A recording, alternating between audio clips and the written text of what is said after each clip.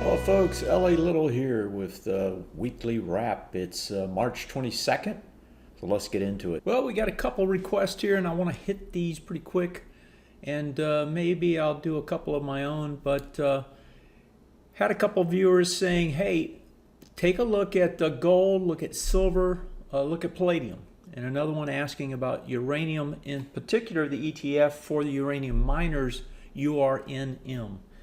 So I've put those into a watch list here. Actually, I didn't put the gold, but we'll add gold in here and we'll go through these. I'm going to start with URNM and then we'll take the metals afterwards.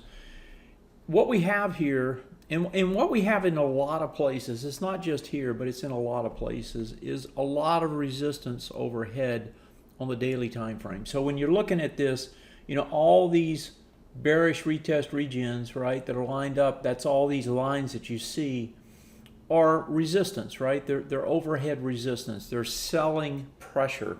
Now, the good thing is that these have been hit multiple times. When you hit them multiple times, you know, you can think about it as like, you know, having a piece of wood and you're banging on it, and finally it just cracks, right? And you just step on through it. Well, that's kind of what happens with resistance. You know, there's a certain amount of supply somewhere, and we don't know how big that supply line is, but we know it's there, and that's what this is doing, right? It's hitting that supply line over and over and over, trying to pop up through it. So the good part is that it's already done that, and it's continuing to do that, which means it's probably going to break through at some point, and that's what you want, right? You don't want a situation where, you know, you're buying into something that's not ready. On the flip side, if we go over here and we look at this one, here's a bearish retest region. It came down, did a complete test, right? And bouncing back up. Now, it's not regenerating yet, but that's fairly close. 68.50 is the number. If you look over here to get through all of these would be 69.50. So if this thing trades and closes, especially on a weekly basis, over 69.5, you know, you're going to probably see this thing run back towards the highs. You got volume sitting at the highs. And so it's going to get back up there at some point. And so, you know, you didn't ask me, or you didn't tell me what kind of time frame you're working with here, but I'm just telling you, longer term, this thing's going up. It's just a question of the timing. And so that part of it is all good. If I look here on the ABCDs, we don't have anything in play yet. If I look over here, nothing's extended. And so, you know, the good part about that is, you know, you're wanting to go long probably, right? And these are not extended at all, which is great. And you're at 54. You know, when you get up to around 70, 80, that's when this starts to matter. And so right now we're not there. And so, you know, is it ready? Well, I'd want to see it close up here. And then that would tell me for sure that the bottom is in. But this sure looks like a rounding bottom starting to take place. We already have probably a good indicator over here that this is regenerating. And so everything to me looks pretty good. All right, I did want to point out URA, which has already done what I just suggested. This one's already gotten over its retest region. It was banging at them here as it was coming back into this one, right? But it popped over it and closed over it, and so this has been taken out. And these other ones were taken out earlier, you know, on these pops up here. So there's no resistance overhead. Matter of fact, you have support underneath now. And so I like this one a little bit better. Now, URA is different from URNM in that URA has utility stocks as well as uranium stocks. So, you know, recognize that. You may or may not like that. You got nothing over here stopping you and everything over here, and you got volume at the tops. Now, this was a little bit different in that you actually had a high volume test, right, with lower volume.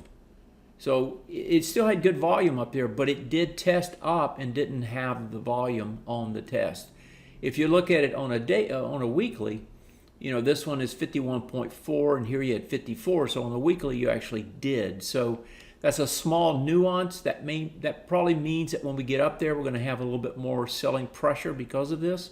But still, this looks to me like it's going to go back to highs, and this one's already turned. Now, here you have the negative of this being extended. And so, you know, again, we just have to look at the pluses and the minuses. The other thing that you have on this one is this one's already moving, right? You've got two suspect in play. There's a 44.69 that's bearish, and that's coming off the intermediate term because you actually had this, right? So you're going to close back over that to get rid of that. But you got a suspect here that's bullish, another suspect that's bullish, and you got one that's changing. So it looks to me like this one's set up pretty well as well, and I just wanted to throw that in. Now, let's go to gold, silver, and palladium. Now, gold had the huge run up, and actually gold looks better than silver, and I'll show you why when I get to silver. But both of them have the same problem in that they're coming back into resistance, right? Now, gold is up here testing the very top of the bearish retest regen on a daily basis.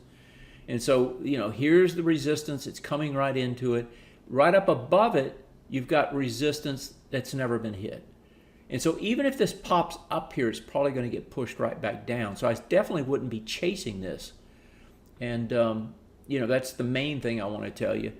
It does have the potential for ABCDs, you know, to take it higher. There's a 463 number and a 514 number on the intermediate term time frame. But those are potentials. They haven't fired yet. Over on your cube, you know, you're very extended here on the weekly. That's not good. In other words, this thing has been in a bullish trend for a very long time, and usually those get reset. How do they get reset? You got to break a swing point low. The closest one is here at 386. If this holds for, you know, 3 more bars, then you'll have one up here.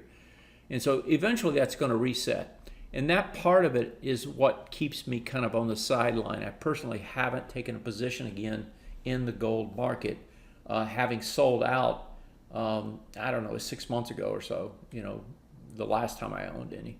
And even then I didn't own nearly as much as I did previously. I was able to catch a nice run, you know, on this first part of the leg up, but then I took profits way too soon, and this thing continued to skyrocket, right? And so, you know, that's the way it goes. I'm not perfect, and I don't catch all the moves. I try to catch the majority of a larger move if I'm trying to trade a larger position. So I do like gold. I just think it's not done yet. I think there's more work to do. So to me, it's kind of dead money.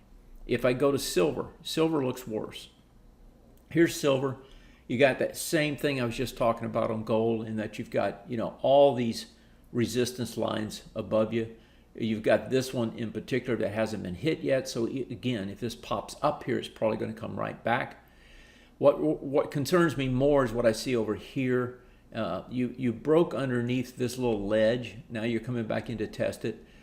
That also is a bearish retest regen as well. Now the good thing is a lot of volume at the top, so eventually this thing will come back up there. But if you go over and look at it on a daily, this is going to take a lot of work to get back to the highs, because you're going to have resistance all the way up.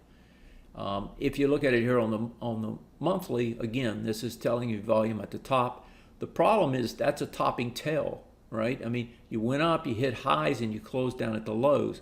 That tells you you're probably going to continue to, you know, drift down over time before you eventually come back up. It's just going to take a long time.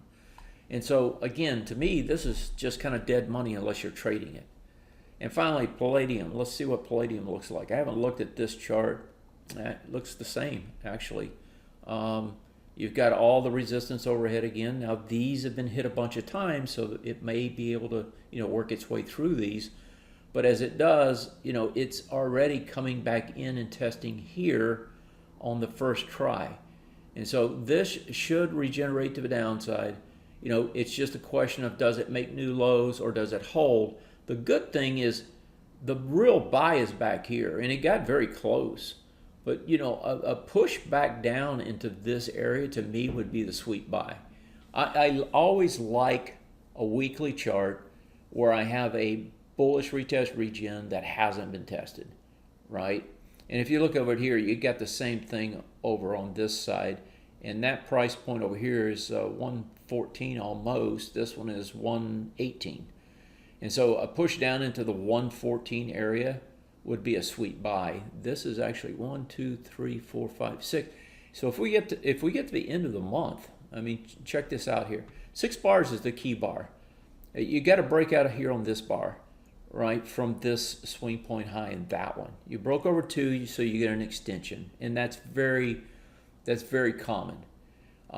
As you got up, though, look at all your topping tails, right, which tells you that the pressure's there in terms of sellers, right, and they finally got the sell on, and then they pushed it deep. They didn't get back into the bullish retest regen that's down here. So my take is you're probably going to see some sort of a bounce like you're seeing now that's going to roll back over and eventually get back down here. And that's going to be the better buy. And I think that is where I would be focused. I'd set an alarm and I'd wait on it. Okay, well, that's the request. Hope that helps. I'm here to try to help you guys. All you got to do is request them, and I'll take a look at them. And the reason I'd like to do this is because I see what you're thinking gives me potentially ideas as well.